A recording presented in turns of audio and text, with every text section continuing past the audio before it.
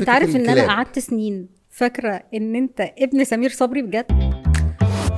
طب احساسك وانت عندك 6 سنين واقف في لوكيشن، واقف في استوديو بتصور وكاميرا وناس، ده كان عادي والله ولا ما كنتش حاسس عشان ولا اي سنك حاجه، صغير؟ انا بهزر يعني. لا مش متخيل، مش فاكر قوي، بس مش فاكر الرهبه؟ اصل لا. دايما الكاميرا ليها رهبه. تخيلي لما كبرت خفت اكتر، سبحان الله. لما بقيت فاهم مدرك. مسؤوليه اللي انا بعمله. اه يعني في الوقت ده لا، ما افتكرش اني كنت خايف من حاجه. جينا بعدها كان بقى فيلم جحيم تحت الماء بيجهزوا له، وكان الكونسبت متكامل قوي، لان هم كانوا عايزين ولد يكون ملون، لان انا في الفيلم طالع ابويا سمير صبري ومامتي اجنبيه، ايوه.